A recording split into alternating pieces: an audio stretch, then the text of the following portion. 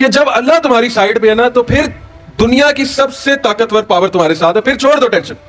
اور یہاں میں ابن تیمیہ کا ایک کال آپ سب کو سنانا چاہوں گا جو مجھے بہت اسٹرینتھ دیتا ہے. جب بھی کوئی مشکل آتی ہے مجھ پہ، کوئی فائنینشیل لاس آتا ہے، انسان کو مالی نقصان ہو جاتا ہے، زندگی میں بیماری آ جاتی ہے، کوئی گھریلو پریشانی آ جاتی ہے، کوئی دشمن آ جاتا ہے، بہت کچھ آئے گا، لیکن ان کا ایک کال مجھے بڑی اسٹرینتھ دیتا ہے. انہوں نے کہا what can my enemies do to me, میرے دشمن میرا کیا بگاڑ سکتے ہیں؟ Wherever I go I carry my Jannah with می، جہاں بھی میں جاتا ہوں اپنی جنت ساتھ لے جاتا ہوں. کہتے ہیں اگر وہ مجھے ملک سے نکالتے ہیں، جلا وطن کرتے ہیں، تو یہ میرے لیے سیر و سیاحت ہے اور میں اللہ تعالیٰ کی جو ہے وہ زمین دیکھوں گا. اگر وہ مجھے جیل میں بند کرتے ہیں تو یہ میرے لیے سولیٹیوڈ ہے، اکیلا پن ہے، جہاں بیٹھ کر میں اللہ اللہ کروں گا، ذکر کروں گا، اللہ کے قریب ہوں گا. اور اگر وہ مجھے مار دیتے ہیں تو میں شہید ہوں گا اور سیدھا اللہ سے ملوں گا، جنت جاؤں گا. تو میرا بگاڑ کیا سکتے ہیں میرے دشمن؟ ایسی قوم کو کوئی نہیں ہرا سکتا، یقین کریں. ایسے انسان کو کوئی مات نہیں دے سکتا جو اپنی جنت ساتھ رکھتا ہے ہر وقت. تو یہ کانسیپٹ بھائیوں یقین کریں، جو فلسفہ زندگی کا اللہ نے آپ کو دے دیا نا مسلمان ہونے کے ناطے، اور جو فلسفہ ہمارے نبی نے ہمیں دے دیا، یقین کریں اس کو تھام کے اگر آپ چلیں گے ساری عمر تو انشاءاللہ زندگی میں بھی عزتیں ہیں اور آخرت میں بھی بہت عزتیں ہیں. اور ایسے ایسے اللہ تعالیٰ آپ کو دے گا. اللہ سورہ طلاق میں کہتا ہے وَمَن يَتَّقِ اللَّهَ يَجْعَل لَّهُ مَخْرَجًا، آیت نمبر 2. جو کوئی بھی اللہ کا تقوی اختیار کرے گا اللہ اسے ہر مشکل سے نکال لے گا اور اللہ اسے وہاں سے دے گا کہ اس کا گمان بھی نہیں جا سکتا. اور بے شک اللہ تعالیٰ تمام معاملات پر قادر ہے. یہ سورہ طلاق میں وعدہ اللہ کا کہ جو اللہ کا ڈر اختیار کرے گا، صرف اللہ سے ڈرنا ہے اور کسی سے نہیں. یہ جو بھی گورنمنٹ بیٹھی ہے اچھی بات ہے، اچھی ہے تو بہت اچھی بات ہے. جو بھی اوپر بیٹھا ہے ترقی دینے والی ذات اللہ ہے، یہ ہمیشہ آپ کا بلیف ہونا چاہیے. اوپر لانے والی ذات اللہ ہے، اسباب اللہ بناتا ہے، عزتیں اللہ دیتا ہے. جو کوئی بھی اللہ تعالیٰ کو اپنے ساتھ کر لے گا تو پھر یج اللہ مخرجا، اللہ تعالیٰ اس کو ہر مشکل اور مصیبت سے نکالتا ہے اور اللہ اسے وہاں سے دیتا ہے کہ اس کا گمان بھی نہیں جاتا. بڑے واقعات ہیں کہ جنہوں نے اللہ پہ توکل کیا تو ان کی تقدیر ہی بدل دی اللہ نے، ان کے حالات ہی بدل دی اللہ نے، کیونکہ اللہ کو بہت پسند ہے کہ اللہ تعالیٰ پہ توکل کیا جائے. ایک اور آپ کو آیت سناتا ہوں قرآن سے ہی اور فلسفہ سمجھاتا ہوں. سورہ مومنون میں آیت نمبر 110 میں اللہ کہتے ہیں فَحَسِبْتُمْ أَنَّمَا خَلَقْنَاكُمْ عَبَثًا وَأَنَّكُمْ إِلَيْنَا لَا تُرْجَعُونَ، کیا تم یہ سوچی بیٹھے ہو کہ ہم نے تمہیں کھیل تماشے کے لیے بنا دیا ہے اور تم ہمارے پاس لا ترجعون، واپس نہیں آؤ گے پلٹ کے؟ کیا تم یہ سوچی بیٹھے ہو کہ تمہیں ہم نے پرپس لیس بنا دیا، کٹ پتلیوں کی طرح؟ گائیں بھینس جیسے چارہ چرتی ہیں، گھاس چرتی ہیں، تو تم چرنے کے لیے آئے ہو دنیا میں؟ نہیں، ہم نے تمہیں ایک بہت بڑے مقصد کے لیے بنایا. وہ مقصد کیا تھا؟ انسانوں سے پہلے یہاں جنات تھے، آپ سب نے پڑھا ہے. وہ فساد برپا کر رہے تھے یہاں پہ، تو اللہ سبحانہ و تعالیٰ نے آدم علیہ السلام کو اپنا خلیفہ مقرر کیا اور کہا کہ تو اور تیری اولاد دنیا میں جا کر امن پھیلائیں گے. اور یہ عہد ہم نے کیا سب نے. سورہ احزاب آیت نمبر 72 میں اس کا ذکر ہے کہ ہم نے پہاڑوں کو، زمینوں کو، آسمانوں کو ذمہ داری دی، انسان نے ذمہ داری لے لی. اس ذمہ داری کو سامنے رکھیں.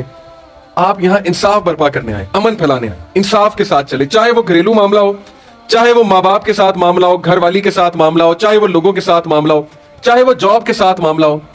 کبھی بھی یہ مت سمجھے، مایوس نہ ہو کہ یار تیرے تو بڑے گناہ ہیں، تو کہاں اللہ تجھے پوچھے گا. یہ شیطان کی طرف سے وسوسہ. لیکن ذمہ داری کے ساتھ چلیں.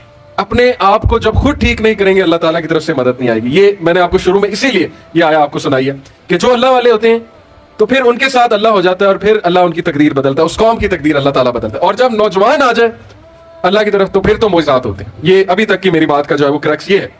اور جو لوگ یہ کہتے ہیں ہمارے کرنے سے کیا ہو جائے گا، تو وہ اصحاب کہف کی مثال یاد رکھیں. قرآن میں سٹوریاں نہیں ہیں، مثالیں ہیں ہماری عقل کے لیے کہ عقل پکڑو، عبرت پکڑو ان مثالوں سے. اصحاب کہف کی سٹوری پڑھیں. سورہ کہف چیپٹر نمبر 18، سورہ نمبر 18 ہے، پارہ نمبر 14 اور 15 میں ہے سورہ کہف. اصحاب کہف 7 لوگ تھے، 7 لوگ. پورے روم کو وقتہ ڈال دیا تھا انہوں نے جب بادشاہ کے سامنے اعلان کیا کہ بھئی ہم تمہاری کرپشن نہیں مانتے، ہمارا رب اللہ ہے اور ہم اسی کی عبادت کریں گے. اور وہ 7 لوگوں نے غار میں جا کے پناہ لی اور اللہ تعالیٰ نے 309 سال انہیں سلایا. اور اس کے بعد جب اٹھے تو سارا روم مسلمان ہو چکا تھا. تاریخ گواہ اس بات کی.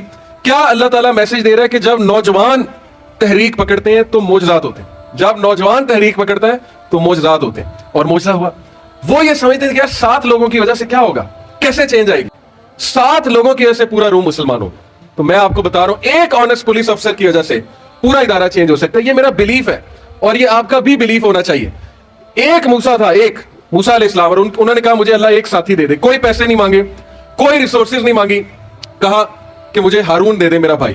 وہ پوری دعا نا رب اشرح لی صدری ویسر لی امری واحلل عقدۃ من لسانی یفقہوا قولی واجعل لی وزیرا من اہلی ہارون اخی. اے اللہ مجھے ایک ساتھی دے دے, ہارون دے دے. 2 بندوں نے فرعونیت گرا دی, 2 بندوں نے. تو یہ مثالیں ہمارے لیے ہیں کہ جب اللہ ساتھ ہے تو پھر سب کچھ ساتھ ہے. سیرت کیا بتاتی ہے ہمیں؟ ہم سیرت پڑھتے ہیں, آپ سب پڑھتے ہیں ماشاءاللہ. سیرت کیا بتاتی ہے کہ کوئی سازش نہیں چھوڑی انہوں نے ہمارے نبی کے خلاف. ایک سازش کر کے دیکھ لی. ان کو نعوذ باللہ کہا جی مجنون ہے, شاعر ہے, کاہن ہے, پروپیگنڈا کر لیا. مکہ سے جو ہے وہ کہہ دیا کہ جاؤ, ہجرت کرا دی. لیکن اینڈ میں کامیاب کون ہے؟ کون گھٹنوں میں آ کر بیٹھ رہا ہے؟ ابو سفیان. بعد میں ماشاءاللہ مسلمان ہو گیا ابو سفیان رضی اللہ عنہ. نبی اکرم صلی اللہ علیہ وسلم ایک بار کعبہ پہ کھڑے ہوئے, کعبہ کی سیڑھیوں پہ آئے اور اپنی قوم سے کہا کہ کیا میں تم لوگ کو وہ کلمہ بتاؤں جس سے تم فارس اور شام کے بادشاہ بن جاؤ گے؟ تو ہنسنے لگ گئے. وہ کہتے ہیں کہ ہم فارس اور شام کے بادشاہ, یہ بالکل ایسے ہے کہ میں آپ کو سٹیج پہ کھڑا ہو کے کہوں کہ مہینے کے اندر امریکہ اور UK آپ فتح کر لیں گے. تو آپ میں سے بہت سے لوگ کہیں گے کہ یا تو یہ پاگل ہیں یا یہ پتہ نہیں عجیب بات کر رہے ہیں. تو نبی صلی اللہ علیہ وسلم نے کہا کیا میں تمہیں کلمہ بتاؤں, تم فارس اور شام کے بادشاہ بنو گے؟ تو وہ ہنسے اور ہنس کے کہا اچھا بتاؤ. تو اللہ کے نبی نے کہا صرف قولوا لا الہ الا اللہ, یہ کہہ دو اللہ ایک ہے, تو دیکھو تمہیں اللہ کیسی ترقی دیتا ہے. اور خالد بن ولید ہنسنے والوں میں سے تھے, کہکہ لگانے والوں میں سے تھے خالد بن ولید. اور حضرت عمر کے دور خلافت میں جب وائٹ کیسل آف ہیرا ایک علاقہ تھا, وہاں وائٹ کیسل تھا, وائٹ پیلس جیسے وائٹ ہاؤس ہے, اور یزدگارد جو جس کے نام سے دنیا کانپتی تھی اس کو غلام بنا کے حضرت عمر کے دور میں جب لائے تو اس نے دیکھا مسلمانوں کا خلیفہ پیوند لگے ہوئے ہیں, شلوار قمیض تو نہیں, جو بھی اس نے پہنا ہوا تھا, یعنی پیوند شدہ لباس میں مسلمانوں کا خلیفہ, یہ کس طرح کے لوگ ہیں؟ تو خالد بن ولید جب کیسل آف ہیرا کے سامنے کھڑے ہوئے تو رونے لگ گئے حضرت عمر کے دور کی بات. تو صحابہ نے کہا کہ خالد بن ولید آپ سیف اللہ ہیں, اتنی بڑی فتح دی اللہ نے, ہیرا فتح ہو گیا, آپ رو کیوں رہے ہیں؟ آپ تو خوش ہونے چاہیے. تو انہوں نے کہا مجھے رسول اللہ کی بات یاد آ گئی جب کہا تھا کہ تم فارس اور شام کے بادشاہ بنو گے, لیکن میں ہنسنے والوں میں سے تھا, میں مذاق اڑانے والوں میں سے تھا. تو یہ 100 سال میں اتنی سلطنت بن گئی, اتنی فتوحات کر لی. وہی بات ہے ان اللہ لا یغیر ما بقوم حتی یغیروا ما بانفسہم, جو خود تبدیل نہیں ہونا چاہتی قوم, اللہ اس کو اس کے حال پہ چھوڑ دیتا ہے. اگر ہر بندہ ہم میں سے یہ سوچ کے بیٹھ جائے گا سسٹم تو چینج نہیں ہونا, نہیں جی کرپشن ہی بڑی, کیا کریں, ہر جگہ ایسے ہی ہے جی, تو کیسے چینج آئے گی؟ ایک عالم سے کسی نے پوچھا, میں نے ان عالم کو سنا یہ جواب دیتے کہ جی ایسا کوئی طریقہ بتائیں کہ میں سب کو خوش بھی کر لوں اور تبدیلی بھی آ جائے. تو انہوں نے کہا یہ تو رسول اللہ بھی نہیں کر سکے, تو آپ کیسے کر لیں گے؟